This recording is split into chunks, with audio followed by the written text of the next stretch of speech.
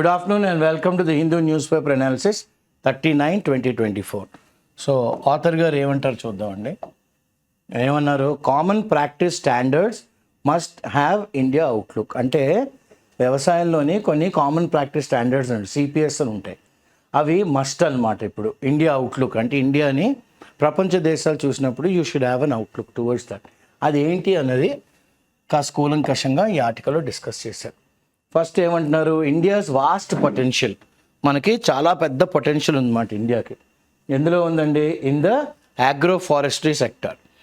Agro forestry అంటే the land use management system that integrates trees with crops or pasture. Okay, అంటే మనం మొక్కలు వేస్తాం, కొద్దిగా నుంచి వ్యవసాయ భూమి కొన్ని మొక్కలు వేస్తూ ఉంటాం. సో ఇలాగ this is how we normally trees with pasture అనమాట. సో క్రాప్స్, ట్రీస్, పాస్చర్ అన్నీ ఉంటాయి అందులో. సో వాస్ట్ పొటెన్షియల్ ఉంది in the agro forestry sector. It's a unique opportunity, ఎవరికి లేని అవకాశం అనమాట టు ఇంటగ్రేట్ అన్నీ కలిపిడదాం. దేనికి? With carbon finance projects. అంటే మనం ఎంత ఇండస్ట్రీస్ ద్వారా మనం పర్యావరణానికి ఎంత కాలుష్యం చేస్తున్నాం దాని గురించి మాట్లాడుతున్నాను. Okay, carbon finance projects through afforestation అంటే మొక్కలు వేయడం, అంటే ఖాళీగా ఉన్న ల్యాండ్స్ మీద విత్తనాలన్నీ వేసి మొక్కలు పెంచడం. రీఫారెస్టేషన్, ఎక్కడైతే మనం మొక్కలు నరికేసామో అక్కడే మళ్ళీ వెళ్ళి అదే ఏరియాలో మళ్ళీ మనం సాప్లింగ్స్ వేయడం, వెజిటేషన్ పెంచడం. Okay, vegetation always holds water. So revegetation అంటారు, మళ్ళీ వెళ్ళి అక్కడే. సో ఇవి దీన్ని ఏమంటున్నారు ఆథర్ గారు? ఏఆర్ఆర్ ఇనిషియేటివ్స్ అంటే మొదలు అన్నమాట. There is a possibility to expand the area under agroforestry. So agroforestry అంటే క్రాప్, పాస్చరు, ట్రీస్. ఇది ఈ ఏరియాని పెంచగలిగే, ఎక్స్పాండ్ చేయగలిగే పాసిబిలిటీ ఉంది. ఈ 3 వర్డ్స్ మనకి important. Possibility to expand agroforestry. ఇప్పుడు ఎంత ఉందండి? 28.4 మిలియన్ హెక్టార్స్ ఉంది. దాన్ని మనం ఎంతవరకు తీసుకెళ్ళచ్చు? 53 మిలియన్ హెక్టార్లు తీసుకెళ్ళచ్చు ఎప్పటికీ 2050 కల్లా, అంటే ఇంకొక 26 ఏళ్ళలో. అగ్రోఫారెస్ట్రీ అకౌంట్స్ ఫర్ 8.65% అనమాట. ఓకే, ఏమన్నాను? ట్రీస్, క్రాప్స్, ప్లాంట్స్ ఇలాగా. ఓకే, దే అకౌంట్ ఫర్ ఎంత అంటే 8.65% ఆఫ్ ఇండియా టోటల్ ల్యాండ్ ఏరియాలో అంత ఉందన్నమాట. అండ్ అది ఎంత కంట్రిబ్యూట్ చేస్తుంది? 19.3 of the countries carbon stock. Okay, carbon stock ఇది ఎంత కంట్రిబ్యూట్ చేస్తుంది? 19. ఆథర్ గారి ప్రకారం ఎంత అండి?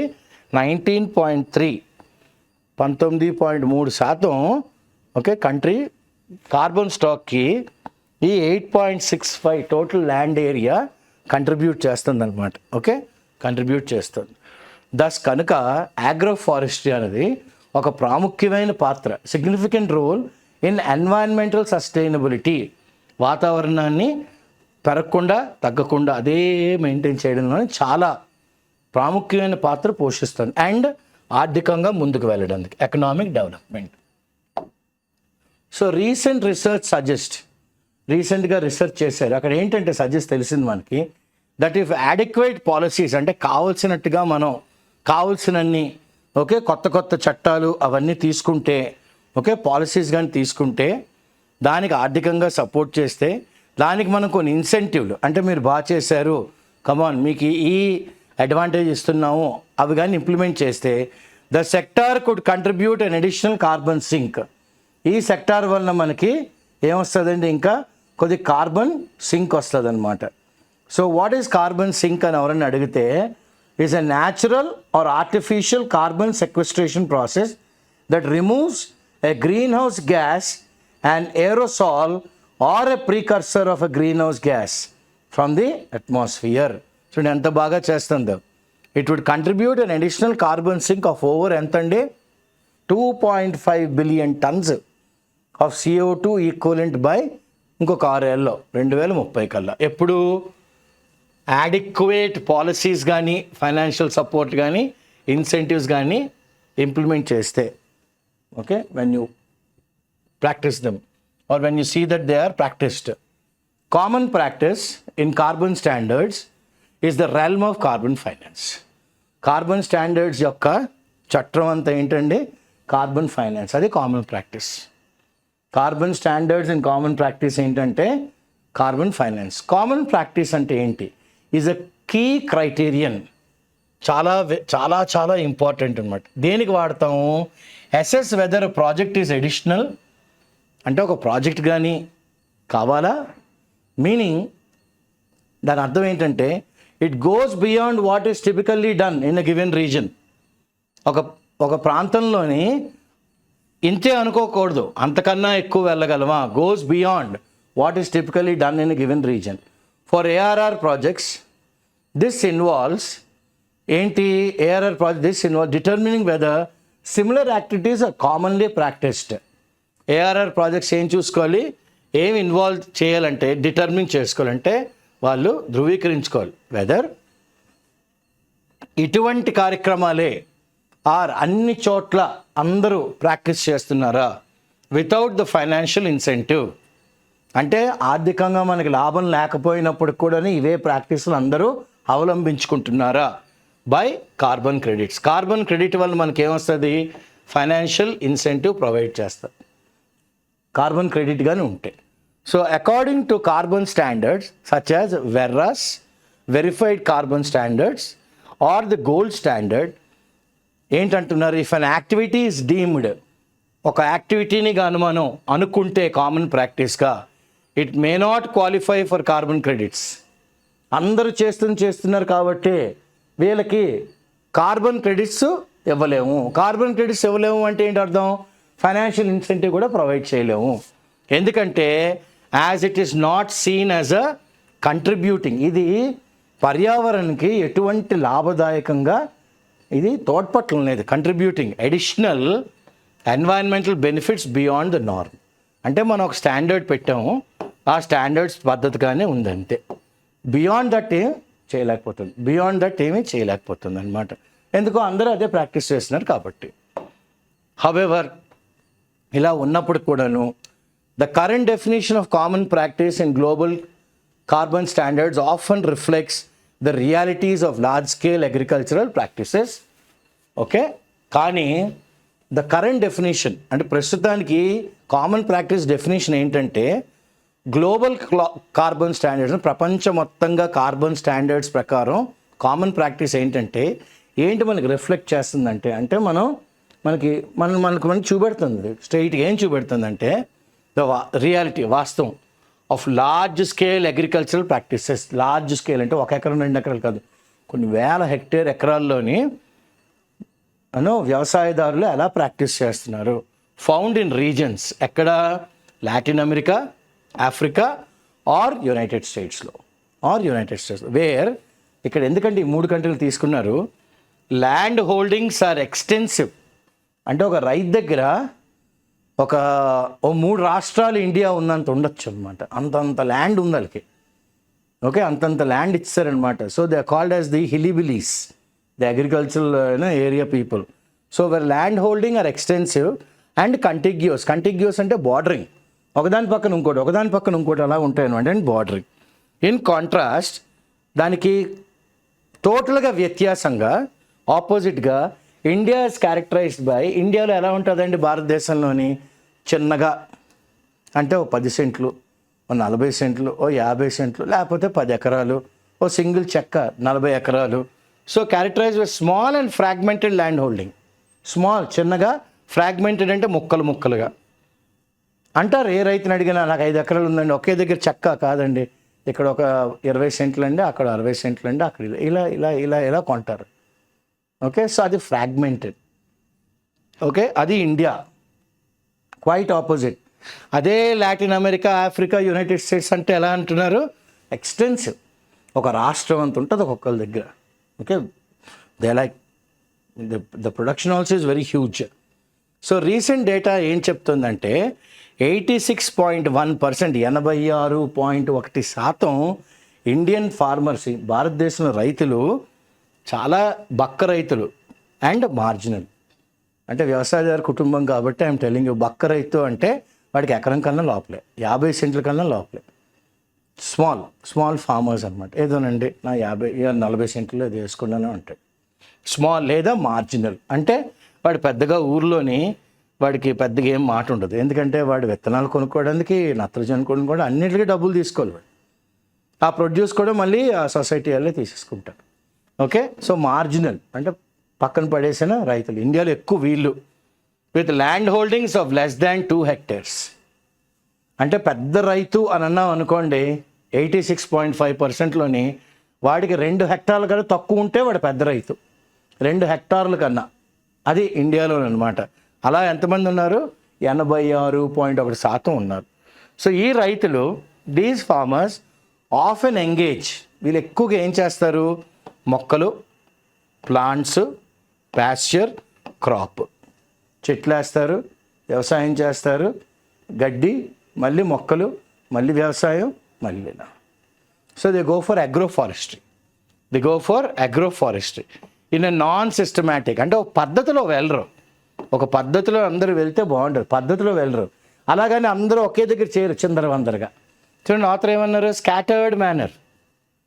ఏం చేస్తున్నారు? ప్లాంటింగ్ ట్రీస్, చెట్లు ఎక్కడ పోతారు? Along side crops. అంటే మీకు వ్యవసాయంలో ఎలా ఉంటుందంటే, ఇది కానీ చెక్క అనుకోండి, ఈ గోడ మీద, అంటే దీన్ని మేము ఓకే నడవడానికి ఒక ఏరియా ఉంటుంది అనమాట. పొలంలోకి దిగక ముందు గట్టు అంటాం. ఆ గట్టు మీద కొంతమంది టీక్ చెట్లు వేస్తారు, మామిడి చెట్లు వేస్తారు, లేకపోతే కొంతమంది జాంకాయ వేస్తారు, కొంతమంది కొబ్బరికాయ వేస్తారు, కొంతమంది తాటి చెట్లు వేస్తారు. అందుమే కూర్చుని మరి మధ్యాహ్నం భోజనం చేయడం ఆ నీడలో. ఇదంతా వ్యవసాయ భూమి అనమాట. సో ఏం చెప్తున్నారు ఆథర్ గారు చూడండి, planting trees along side the crop. ఈ గట్టు మీద వేసిన మొక్కలకి ఈ పక్కనే చిన్న చిన్నగా అంట్లుంటాయి, నాట్లుంటాయి అన్నమాట. బియ్యం అవ్వచ్చు, ఏదో మినుములు, పెసలు అవ్వచ్చు, ఏదన్నా అవ్వచ్చు. Alongside crops or on small patches, అంటే చిన్న చిన్న ప్యాచ్లు, 700 గజాలు, 900 గజాల్లోని. ఓకే, అంటే ఒక 10 సెంట్లు, 20 సెంట్లు అందులో వేసేస్తారనమాట. Patches of fallow land. Fallow అంటే ఆరబుల్, అంటే can be use for fertilization. Fertile lands అనమాట. ఇది can be used for agriculture. So these are all fertile lands. అక్కడ కూడా చిన్న చిన్న ప్యాచ్ల్లో వేస్తారు. వైల్ బెనిఫిషియల్, ఇది లాభసాటే, కానీ ఈ practices May not meet the additional criteria.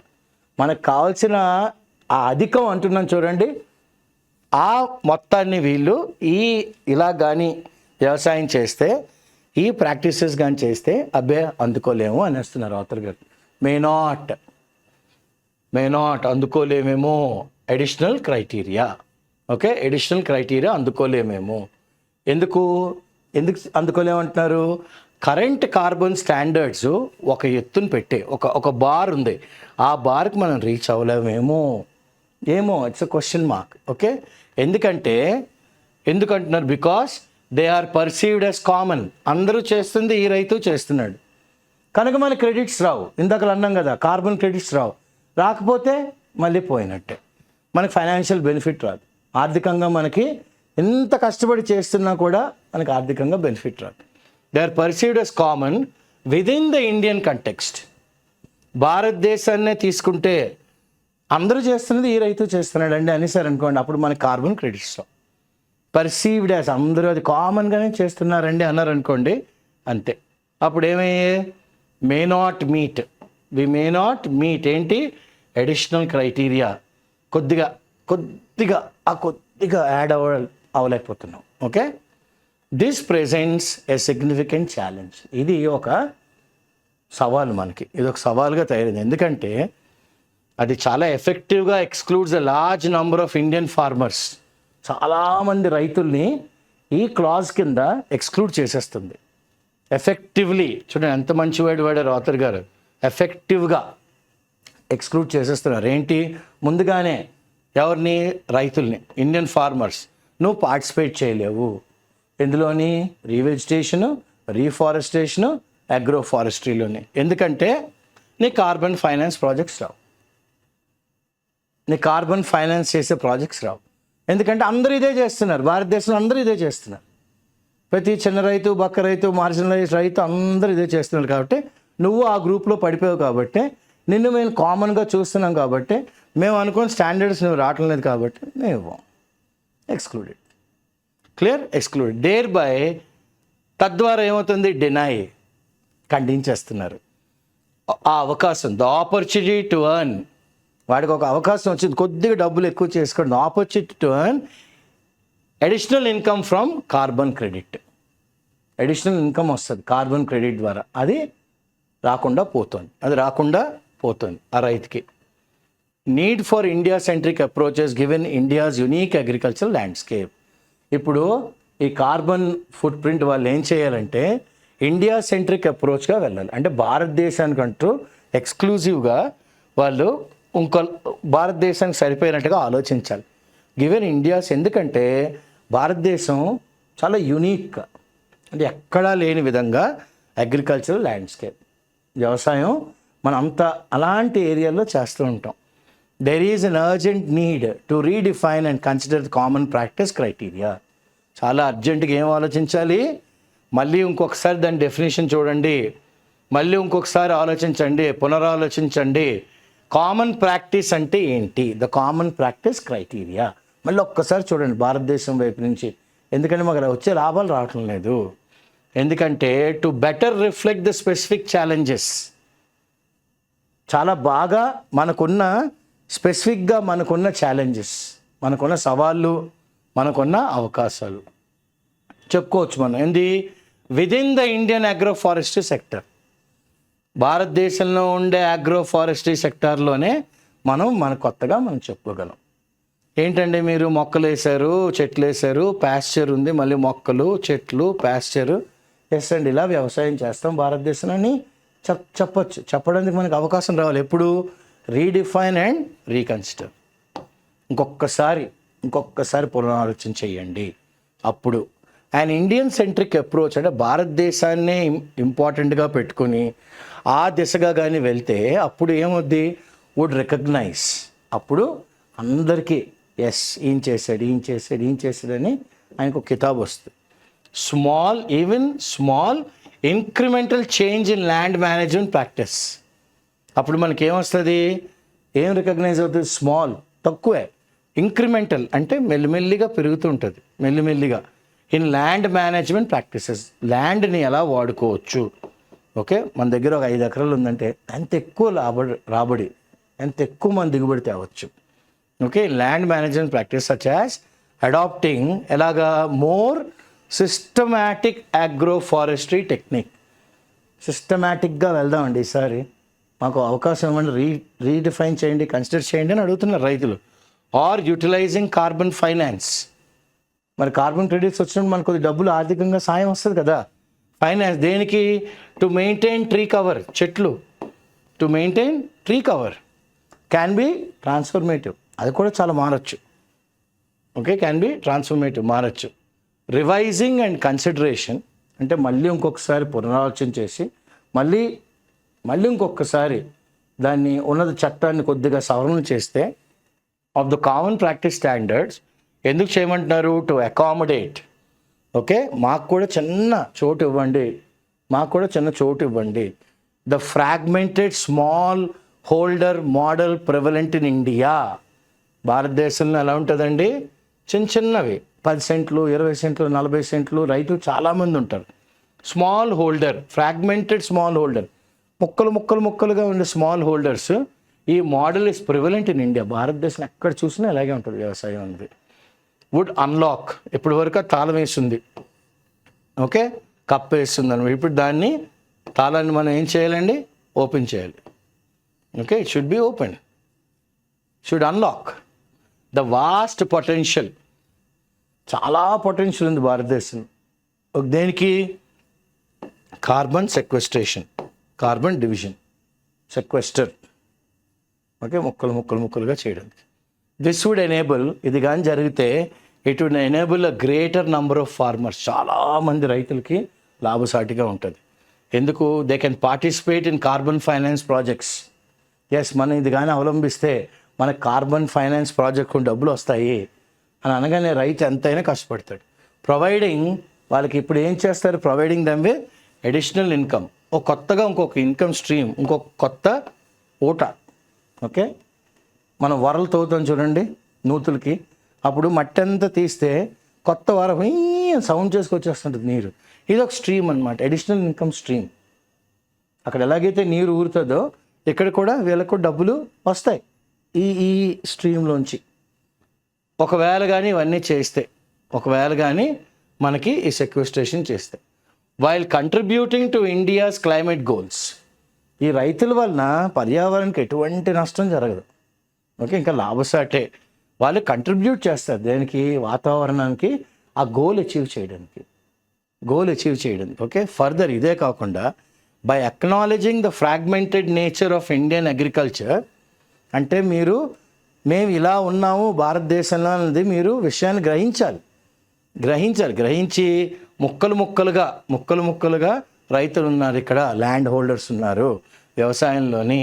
Carbon credit platform వీళ్ళకి డిజైన్ చేస్తే, ఎలా డిజైన్ చేయాలి, లాభసాటిగా ఇన్సెంటివ్స్ ఇవ్వాలి. అండ్ ఎంకరేజ్ సిస్టమాటిక్ అగ్రోఫారెస్ట్రీ, అంటే ఒక పద్ధతిలో అగ్రోఫారెస్ట్రీ చెయ్యండి అని కానీ వచ్చి వ్యవసాయ మంత్రి కానీ, సెక్రటరీ కానీ, లేకపోతే వార్డు కార్యకర్త కానీ వచ్చి చెప్తే రైతులు టక్మన్ ల్యాండ్ భూమి అలా తీసేసుకుంటుంది వెంటనే, ఎందుకంటే వాళ్ళు రోజు దాని మీద కదా వర్క్ చేస్తున్నారు. So encourage systematic agroforestry, thereby తద్వారా ఇంప్రూవింగ్ బోత్ ఎన్వైరన్మెంటల్, వాతావరణం అలాగుంటుంది, పెరగదు తగ్గదు. అండ్ పల్లెటూరులోని జీవన విధానం కూడా కాస్త మెరుగుపడుతుంది, లైవ్లీహుడ్ జీవన విధానం కాస్త మెరుగుపడుతుంది. Agroforestry when integrated with ARR initiative. Okay, అగ్రోఫారెస్ట్రీని ఏఆర్ఆర్ మొదలుపెట్టిన ఆర్థిక ఇనిషియేటివ్స్ కానీ ముడివేస్తే ఆఫర్స్ అ వయబుల్, అంటే పాసిబుల్ సొల్యూషన్ ఉంటుంది. ఒక పాసిబుల్ చిక్కుముడి దొరుకుతుంది, మనకి ఆన్సర్ దొరుకుతుంది. దేనికి, చాలా ఛాలెంజెస్, ఫర్ వేరియస్ ఛాలెంజెస్. ఎవరు ఫేస్ చేస్తున్నారండి ఈ ఛాలెంజెస్, ఈ సవాళ్ళను? ఇండియాస్ అగ్రికల్చరల్ సెక్టర్, వ్యవసాయదారం అన్నది చాలా కష్టాలు ఫేస్ చేస్తుంది. ఈ చిన్న చేయూతనిస్తే చాలా బాగుంటుంది. అగ్రోఫారెస్ట్ని దేంతో ఇంటిగ్రేట్ చేయాలి, ఏఆర్ఆర్తో చేస్తే. By promoting alternative livelihoods and providing additional income streams.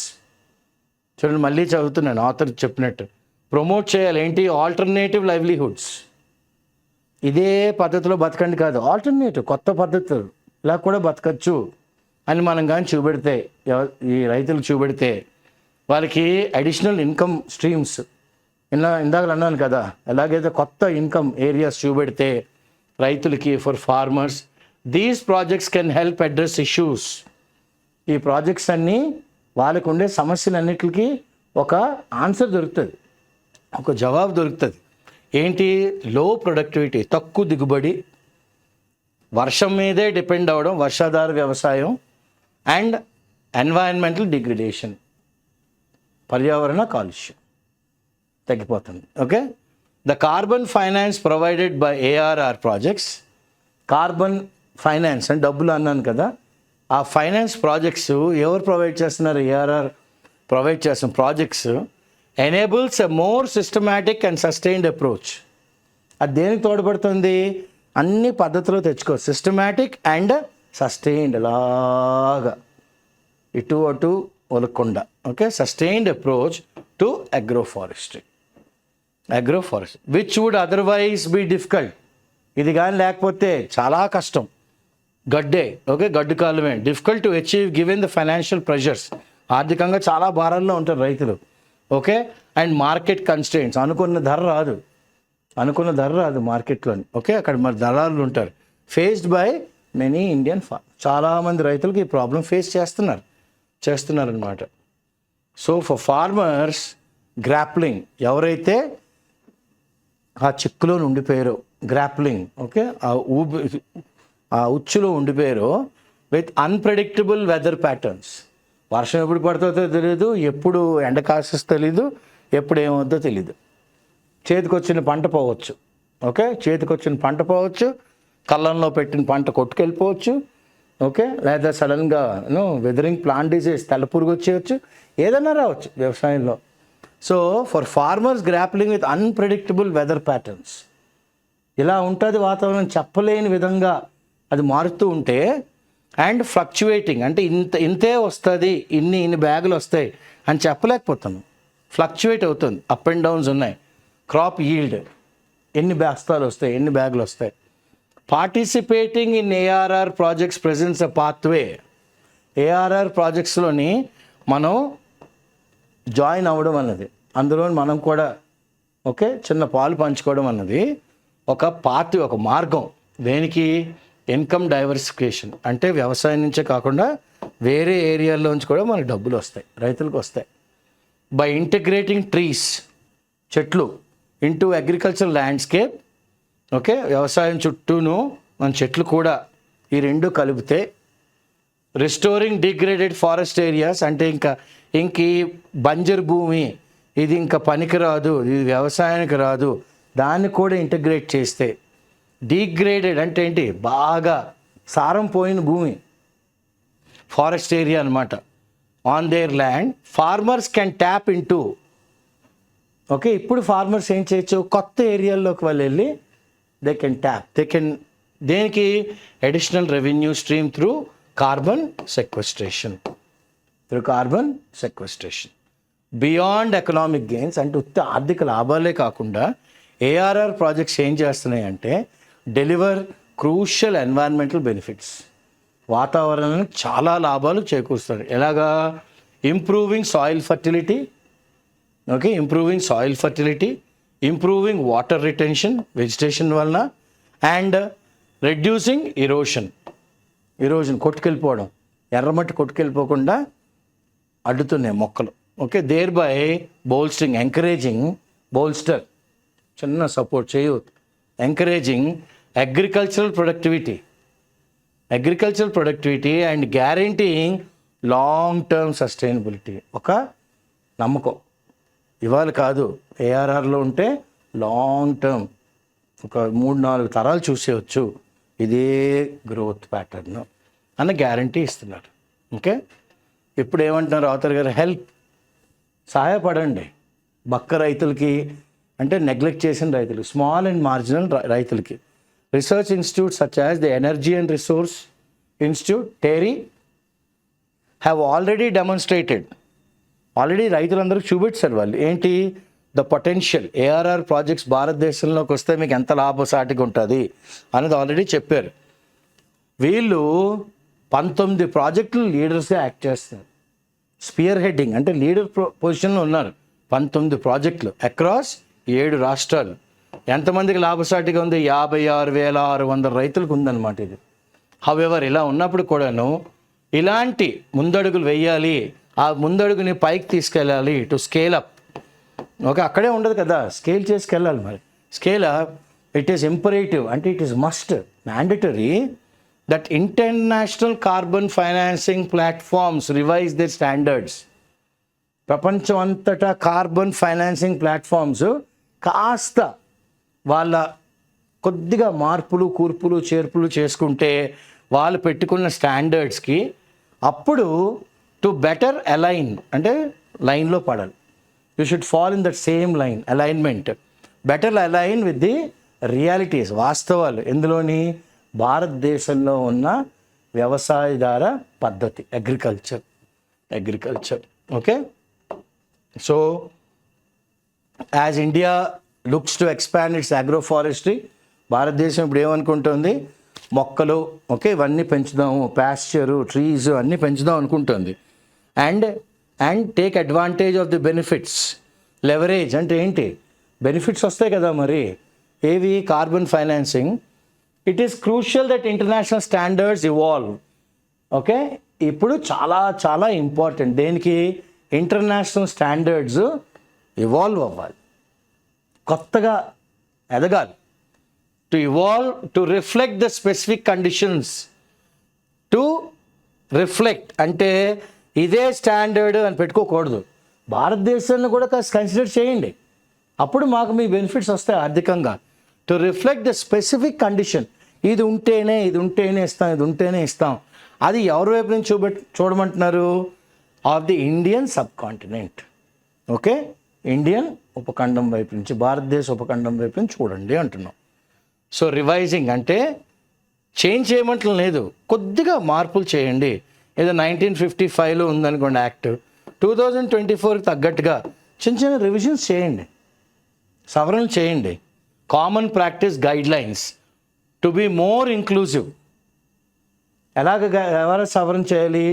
ఎక్కువగా ఇంక్లూడ్ చేయాలి, మోర్ ఇంక్లూజివ్. ఎవరిని?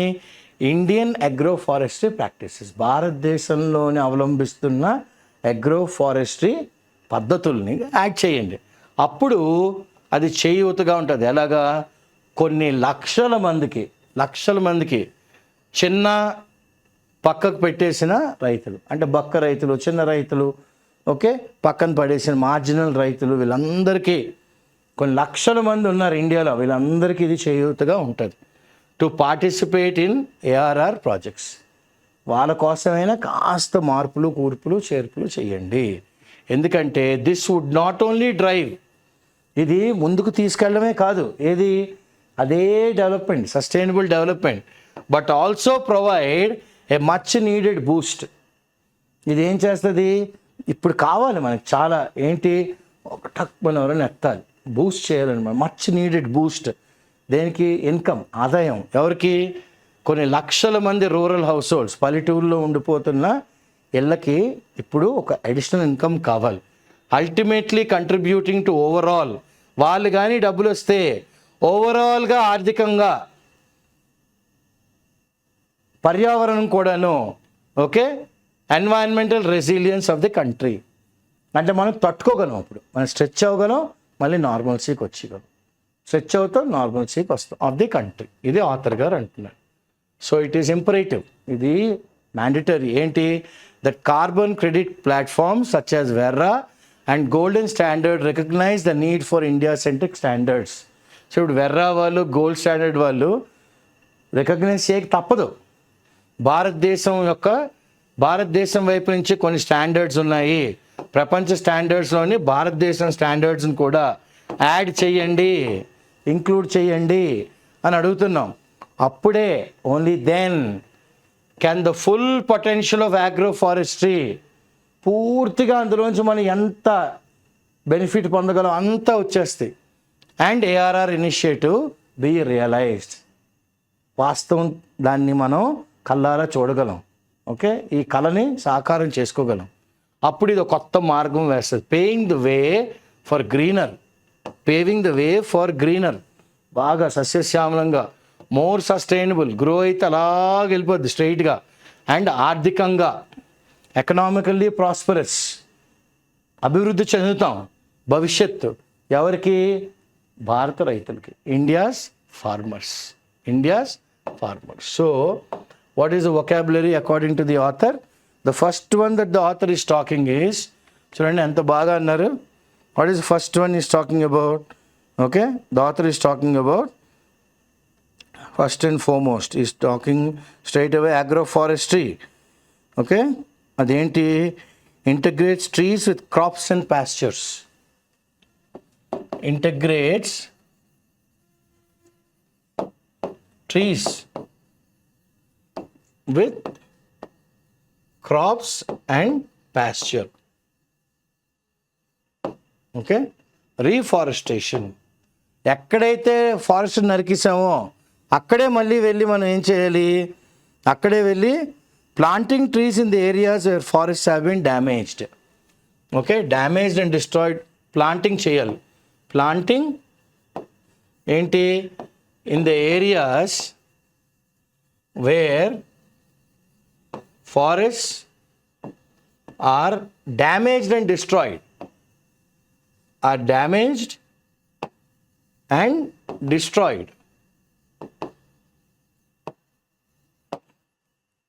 Revegetation is another very good word. So what is the author asking about? అక్కడ వెళ్ళి మళ్ళీ మొక్కలు వేయండి. Okay, revegetate, plant trees again.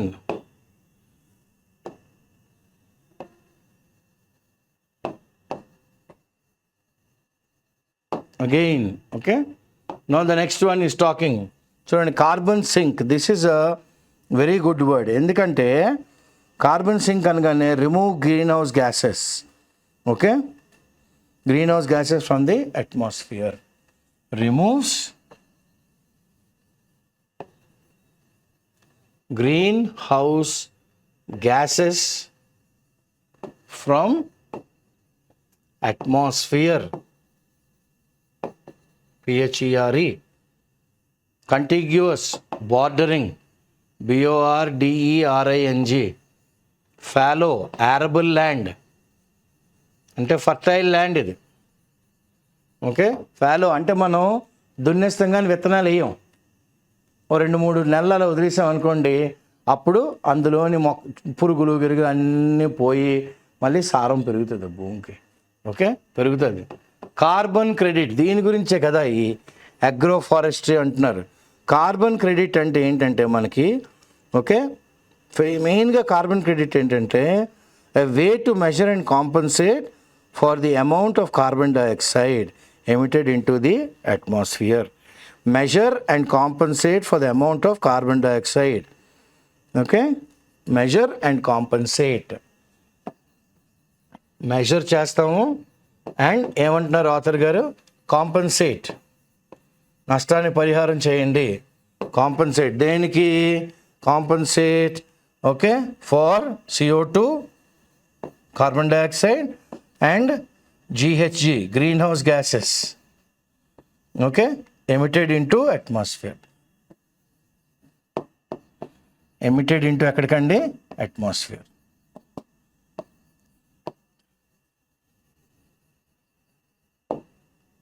Okay, so ఏమంటున్నారు ఆయన? Measure and compensate for CO2 and GHGs, greenhouse gases. Sequestration, this is another word that we have to get it very easily. Carbon sequestration అంటే ఏంటంటే, okay, separating అన్నమాట. Removal or separation, removal or separation.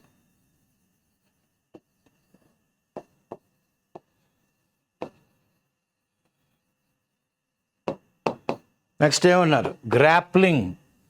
Okay, this is another very good word that the author is used. Okay, grappling అనగానే ఏమంటాం? Struggle. It's a struggle or a tussle.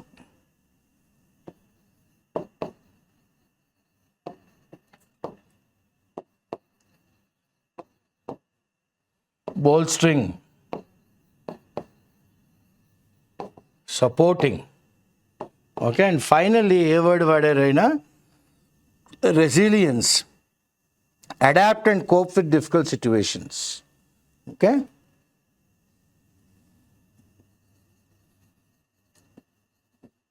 adapt and cope with.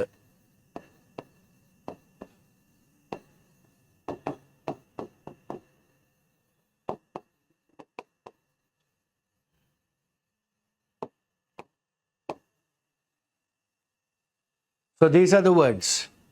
This is the article about ARR.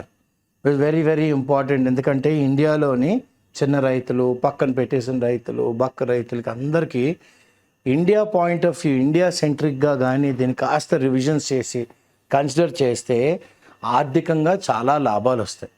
So వాళ్ళ పల్లెటూరులోని వాళ్ళు ఎక్కడైతే ఉంటారో వాళ్ళకు కూడా వాళ్ళ జీవన విధానం కాస్త పెరుగుతుంది, ఎకనామిక్గా వయబిలిటీస్ ఉంటాయి. So this is what the author is talking about, and these are the difficult words with regards to today's article. Okay, I should thank Subhash and Mamata for preparing the slides. My friend Shankar, who is helping me with the live shoot of these classes for you. And I am Srinivas Pulyapudi. With the encouragement of IAC Hyderabad, we are getting these classes for you. Thank you, and all the best for all the students who are writing the examinations. All of you should get a job.